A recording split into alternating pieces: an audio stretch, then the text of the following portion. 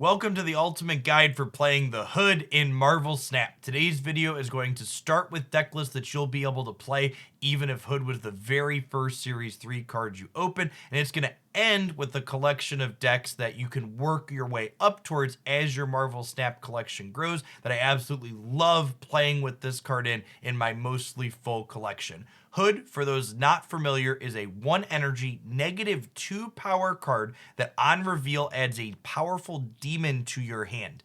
Demon is a 1 energy, 6 power card. Let's go ahead and dive into our first deck list and talk about how we're going to mitigate Hood's downside while maximizing its upside. Our first Hood deck today is the Dino Destroy deck. The various destruction cards in Series 1 are the best way to mitigate the Hood's downside. Carnage gets +2 power while blowing up everything in its path. Deathlock destroys things indiscriminately. And Killmonger can even take care of a Hood regardless of where it's at on your board. Killmonger with Hood in particular has additional synergy with Angela, who gets larger every time a card is played to her path. A very regular play pattern you'll do with a lot of these Hood decks is you'll play Hood to the Angela path, make her bigger. You'll Killmonger the Hood away, opening up additional space for Angela to grow even larger over the course of your game. One small sequencing thing to note when you're leveraging Killmonger with your Hood, however, is that your demon is also a 1-cost card, so you're going to make sure you sequence your demon after your Killmonger trigger happens.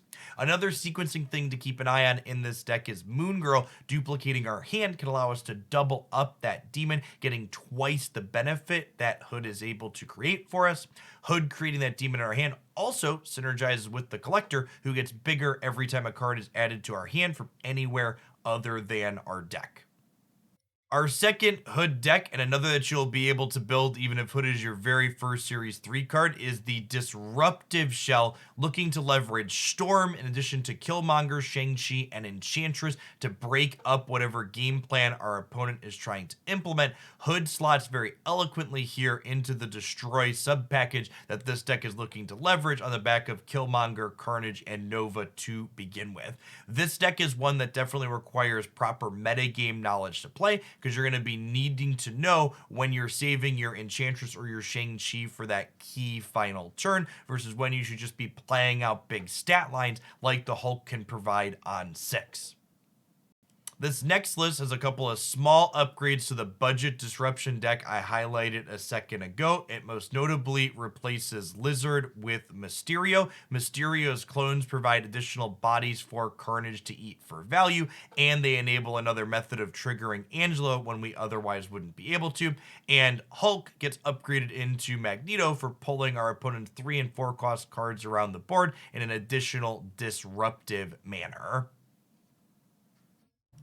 The final Hood deck looking to leverage the Destroy sub-package to mitigate its downside is Patriot Destroy. Patriot, a 3 energy card that gives our cards with no abilities +2 power. Most notably, the demon has no abilities, so it will be 8 power with Patriot in play. In addition to Hood and Patriot, the third key card from Series 3 in this deck is definitely Mystique, who is able to double up our ongoing effects that Patriot or Blue Marvel provides as we look to pump up our board. If you're missing other Series 3 cards in this deck, such as Brood or Mysterio, and you want to give it a try, I'd recommend subbing out other cards with no abilities in those spots.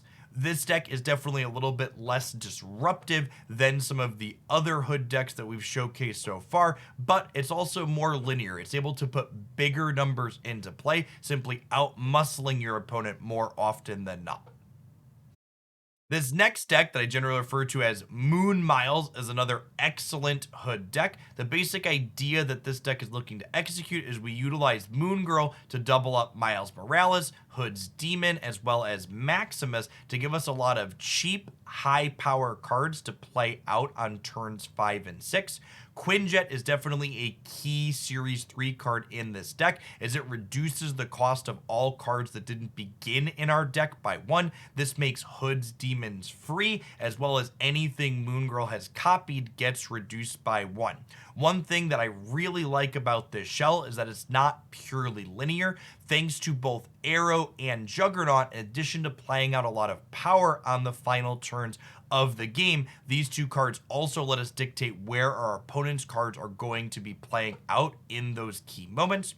Armor is another excellent shout out in this deck. Our Hood Demons as well as Quinjet both cost just 1 resource, meaning they are susceptible to Killmonger, and Armor provides key counterplay against that common metagame threat.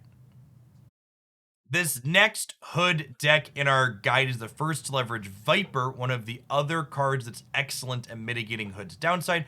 Viper is a 2 energy, 3 power card that on reveal gives a random card at her location to our opponent's side of the board. This means if we play Hood on 1 followed by Viper on 2, we give our opponent that -2 power Hood, taking up space on their board and weakening their position, while we keep the very powerful demon that was generated. The other key cards from series 3 and 4 in this deck are definitely Quinjet as well as She-Hulk. She-Hulk is the centerpiece of what else we're looking to double up with Moon Girl past those Hood Demons we were talking about a moment ago.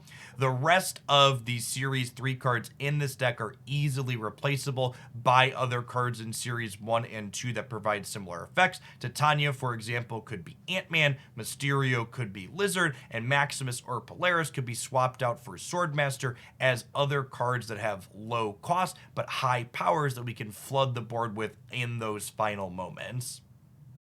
Up next, we have a deck that I refer to as Devilish Titania. This deck is looking to gum up our opponent's board, whether it's Viper donating a Hood, Widow giving them a little nibble, Green Goblin flipping across to the opponent's side of the board, or Storm completely flooding a location out. Your opponent's options are going to be quickly restricted when you're playing this deck. One of the other great things about Hood's Demon as well as Titania is that they are cheap, high power cards that play out on turn 6 alongside Gamora, who is also an excellent card when paired with Daredevil to play both Professor X and Gamora with precision. Unfortunately, I do think this deck is a more endgame Marvel Snap build in that all of the Series 3 and 4 cards in this deck have kind of unique, powerful effects, so there aren't really any good substitutions if you're missing things in this deck and are looking to play it.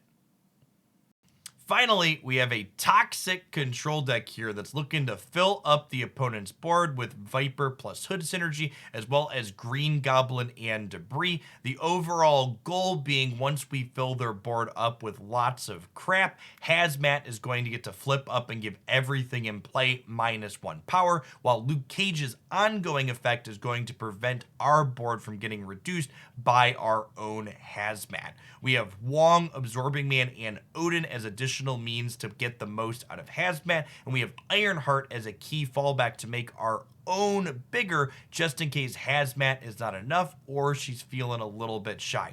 As far as cards that are replaceable in this deck goes, I think you could probably replace Wong or Absorbing Man with Moon Girl, but unfortunately the rest of the cards in here are once again kind of unique and powerful effects that really don't have good substitutions in other cards in Marvel Snap. Thanks for being one of the awesome folks that made it all the way to the end of the video. If you enjoyed my deck highlights here, be sure to tap that like button, and I'd love to hear in a comment down below not only what decks you're enjoying the Hood in, but also feedback on this format. This is a newer style of content I've been making. I'm sure there's lots of things I can improve about it. I'd also love to hear what cards you think I should consider making an ultimate deck guide for in the future similar to this. And if you happen to be new to the channel and you're still watching, consider subscribing. I post Marvel Snap guides, game news updates, and deck highlights here 7 days a week. I'd love to see you back again. Enjoy the rest of your day, everyone, and thanks for watching as always.